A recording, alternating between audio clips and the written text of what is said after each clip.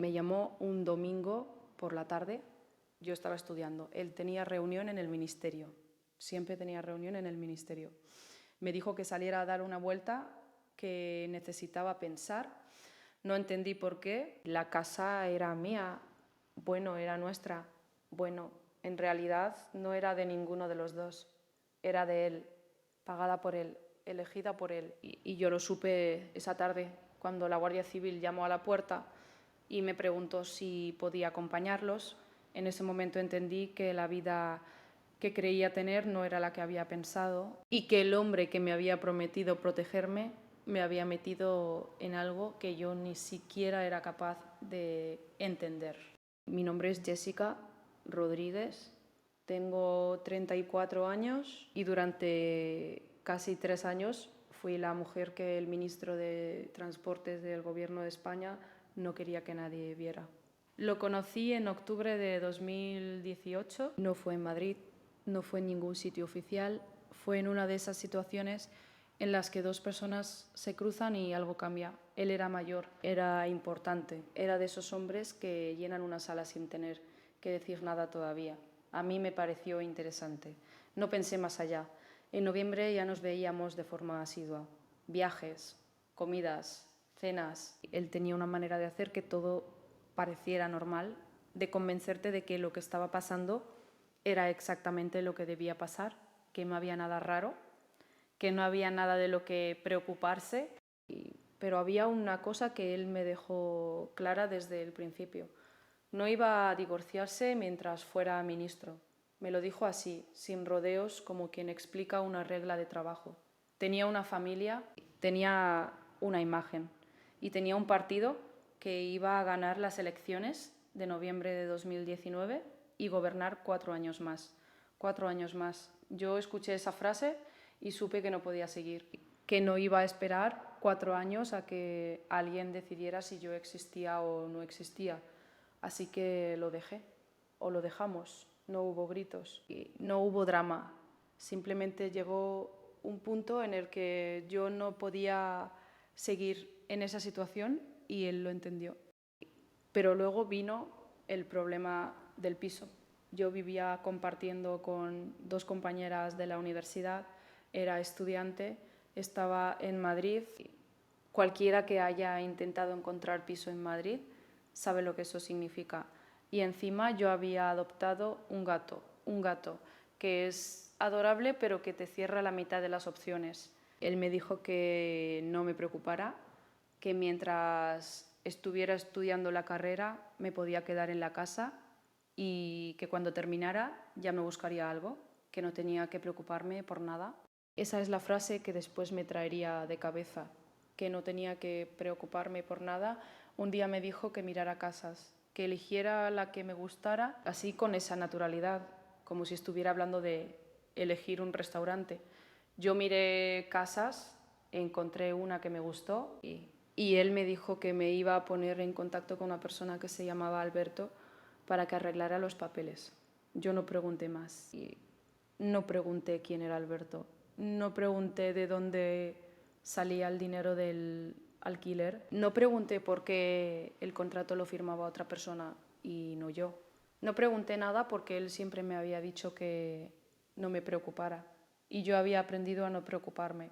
Lo que yo no sabía es que ese Alberto era Alberto Escolano, que el dinero del alquiler venía de fondos que la Guardia Civil llevaría años investigando, que el piso en el que yo estudiaba mis apuntes de carrera, donde daba de comer a mi gato, donde veía las noticias sin saber que el hombre que pagaba ese piso saldría en todas esas noticias. Ese piso era parte de algo mucho más grande que una historia de amor complicada. Coldo lo gestionaba todo. Coldo era la sombra de José Luis. Siempre que el señor Ábalos estaba en algún sitio, iba Coldo. Era así. Coldo me mandaba flores y Coldo gestionaba la matrícula de la universidad porque yo tenía clases online desde las 8 de la mañana hasta las 7 de la tarde y un día le dije que tenía que ir al banco y no sabía cuándo podría ir y él me dijo que le pasara la matrícula y que Coldo lo gestionaría. Y Coldo lo gestionaría. Esa frase resume bastante bien cómo funcionaba todo. Había un problema, Koldo lo gestionaba, había que comprar algo, Koldo lo gestionaba. Había que encontrar un piso, Koldo lo gestionaba. Y detrás de Koldo estaba siempre el señor Ábalos, porque daba igual quién pagara las cosas. Al final para mí siempre era el señor Ábalos el que lo estaba abonando. Eso lo entendí tarde, muy tarde. En diciembre de 2020 me llamaron de la inmobiliaria. Me dijeron que se debían 4 meses del alquiler, que tenía que dejar el piso ese mismo día. Yo me agobié muchísimo, le escribí al señor Ábalos directamente, le dije que en esta me había metido con el piso. Esa frase también apareció después en el juicio, en el Tribunal Supremo, proyectada en una pantalla grande, ante 5 magistrados y ante periodistas de todos los medios de España. Nadie me había dicho que eso iba a pasar. Cuando la Guardia Civil entró en el piso, yo estaba ahí. Él me había dicho que saliera a pasear al perro y yo me dirigí a la puerta.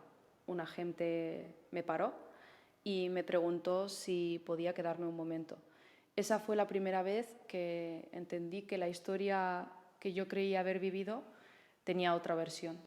Una versión que yo no conocía, una versión que se investigaba en juzgados, una versión en la que yo aparecía sin haberlo decidido. El año pasado declaré ante el Tribunal Supremo, respondí a preguntas durante horas sobre el piso, sobre Koldo, sobre el señor Alberto, sobre las transferencias, sobre la matrícula, sobre el gato. Y sobre todo, yo creo que la historia que vivimos él y yo, solamente la conocemos él y yo. Eso lo dije en el Supremo y lo sigo creyendo. Él me hizo cambiar mi estilo de vida cuando yo era feliz. Me hizo creer que todo estaba bien y me prometió cosas que no pudo cumplir. Y cuando todo se desmoronó, yo era la que estaba en ese piso que no era mío, con ese contrato que no había firmado yo, con ese dinero del que yo no sabía el origen y yo pensaba que lo pagaba el señor Ábalos. Eso también lo dije en el Supremo y mañana lunes el señor Ábalos tiene que sentarse frente al mismo tribunal y explicar todo esto, los 250.000 euros en la bolsa de Carrefour y los 10.000 euros mensuales, la carta de invitación a Delsi y el piso donde vivía la chica que le había dicho que mirara casas y eligiera la que le gustara. Yo no sé lo que dirá mañana. No sé si cantará o callará, no sé si me nombrará o intentará olvidar que yo existí. Pero sí sé una cosa, que la historia que vivimos él y yo ya no la conocemos solo él y yo. Ahora la conocen los jueces del Tribunal Supremo y mañana la conocerá toda España. ¿Qué crees que dirá Ábalos mañana cuando le pregunten por todo esto? Deja tu veredicto en los comentarios y suscríbete si no lo has hecho todavía. Somos los primeros en darte la noticia, sin filtros, sin censura.